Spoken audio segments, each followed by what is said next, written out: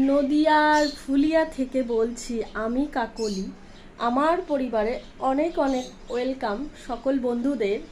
তো বন্ধুরা কেমন আছো? আশা করছি সবাই ভালোই আছো। তো আজকের তারিখ হচ্ছে কত বলো তো? আজকের তারিখ হচ্ছে 5ই এপ্রিল আর বারটা হচ্ছে শুক্রবার। তো আজকের থেকে আমি নিরামিষ স্টার্ট করব। কারণ কি বলো তো, আমার ছেলে এই প্রথম চৈত্র পূজায় অংশগ্রহণ করছে। তো আমাদের এখানে চৈত্র পূজায় ভীষণ আনন্দ হয়, ভীষণ মজা হয়। তো প্রত্যেকটা মানে জিনিস আমি তোমাদের সাথে শেয়ার করার চেষ্টা করব। আর আসলে আমি এগুলো আগে কখনো দেখিনি বিয়ের আগে। তো বিয়ের পরে আমি এখানে এসেই দেখেছি যে চৈত্র পুজোয় এত মজা হয়।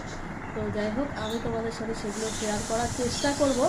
ওই দেখো ডাল সিটি হচ্ছে, তো নিরামিষ খাবো বললাম না, তো মটর ডাল আর কলার ডাল মিক্সড করে রান্না করছি।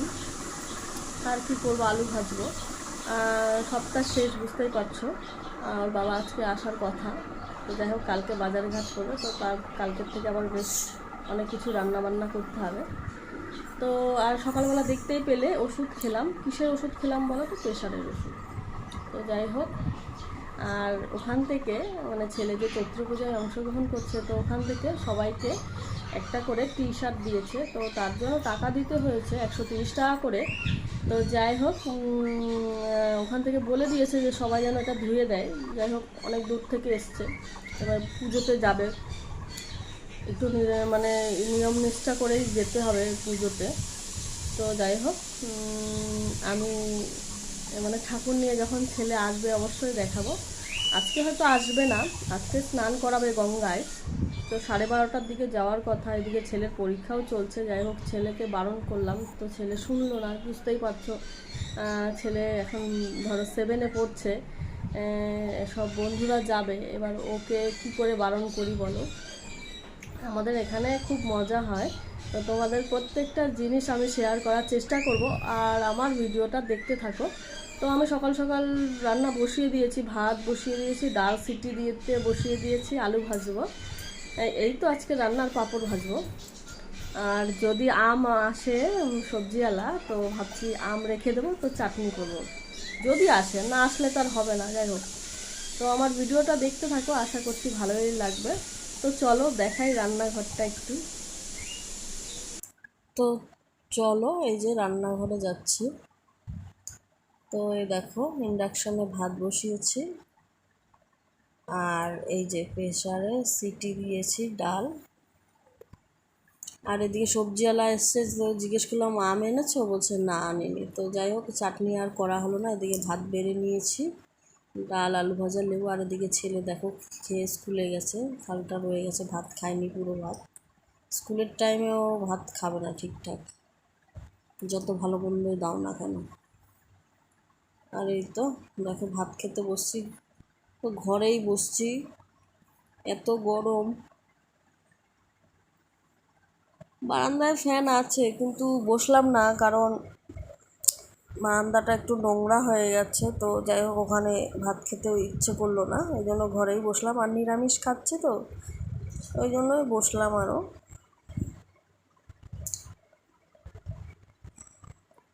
তো ওই যে দুটো ডাল মিক্সড করে রান্না করেছিলাম, তার মধ্যে 5 ফোড়ন দিয়েছি, জিরের গুঁড়ো, আদা, এই কাঁচা লঙ্কা দিয়েছি, আর এই যে আলু ভেজেছি। আর এদিকে দেখো, সব কাজ সেরে পুজো দিয়ে এখন ওই যে পাশের বাড়ি নিমন্ত্রণ আছে, তো সেখানে যাচ্ছি রেডি হয়ে।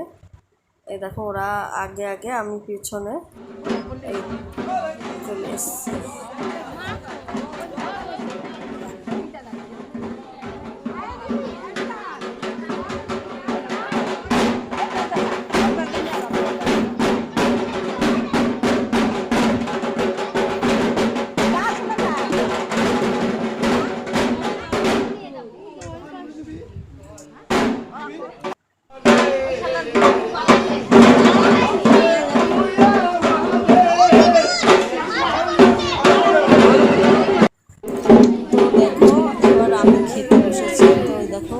এটা প্রসাদ দিয়েছে, মুড়ি আর এই দইটাকে ঘোলের মতো বানিয়ে তার মধ্যে গন্ধরাজ লেবু দিয়েছে। আর একটা করে মিষ্টি। আর দেখো আমাকে জল দিয়েছে, জলের মধ্যে আপনা থেকে তুলসী পাতা পড়ে আছে, তো সেটাই তোমাদের দেখাচ্ছি যে সামনেই তুলসী গাছ। আর ওই যে একটা মিষ্টি। তো এই তো খাওয়া কমপ্লিট। তো ওখান থেকে এসে আমি আবার বাবার বাড়ি যাচ্ছি। তো বাবার বাড়ি এই যে ডিম আছে ঘরে অনেকগুলো, 8-9টা মতো, কারণ আমরা তো কেউ খাবো না, এই এক সপ্তাহ নিরামিষ খাবো। তো যাই হোক, মা বাবা বাড়ি আছে, তো মায়ের কাছে দিয়ে আসি ডিমগুলো। তো এই যে এই জায়গাটার নাম হচ্ছে রঙ্গমঞ্চ। তো যাচ্ছি এখান থেকে। তো এই দেখো ছেলের ফটো একটা নিয়েছি, সেটাই দেখালাম। এরপরে আরও